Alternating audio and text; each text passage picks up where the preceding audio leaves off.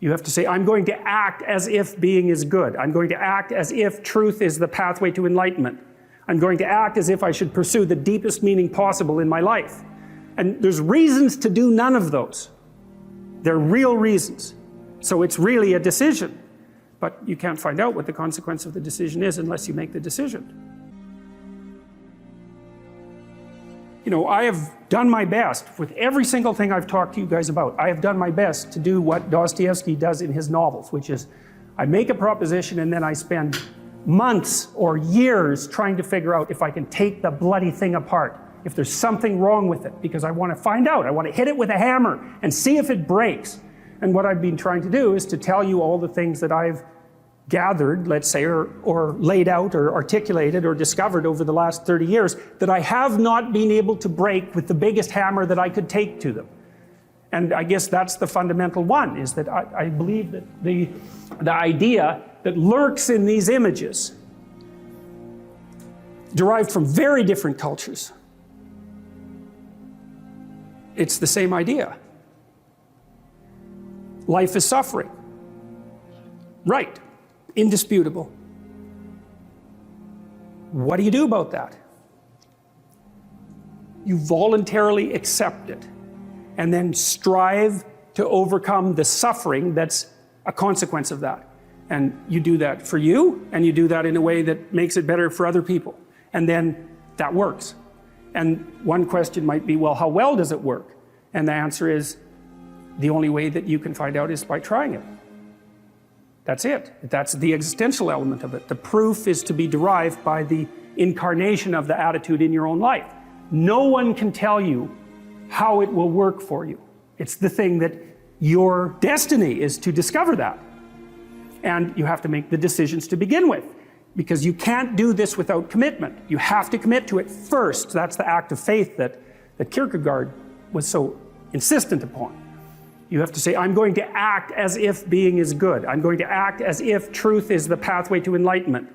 I'm going to act as if I should pursue the deepest meaning possible in my life.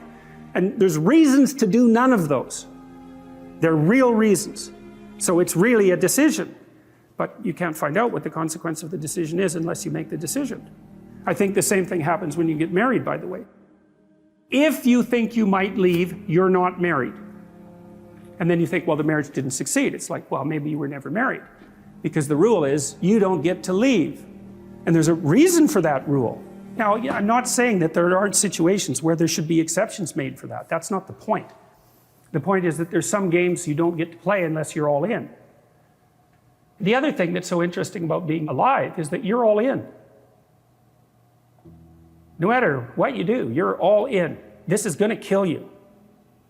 So I think you might as well play the most magnificent game you can while you're waiting. Because do you have anything better to do? Really? Why not pick the best thing possible that you could do? Why not do that? Maybe you could justify your wretched existence to yourself that way. I think you could. That's what it looks like.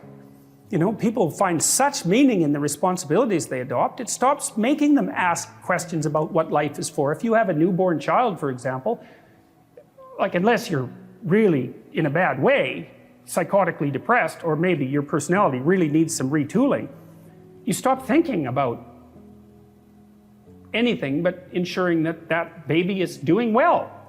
And if someone comes along and asks you an existential question about your commitment to that, the right response is, why are you asking me such stupid questions when this is manifesting itself right in front of your eyes? Like, how blind can you be? That isn't a time for questions about the meaning of life. The answer is right in front of you. And if you can't see it, it's not because life has no meaning, it's because you're blind. I mean, that's what the image of the Virgin Mother and the child is all about. It's like, what's the answer to the meaning of life? Here's an answer. It's like, well, I'm going to criticize that. Well, go right ahead. You're like a termite gnawing on a temple. There's no utility in that sort of criticism. It's blindness. And it's the same thing with regards to the path of the hero. It glistens in front of you, and you can criticize it. It's like, fine. Put the cart before the horse and see how far you get.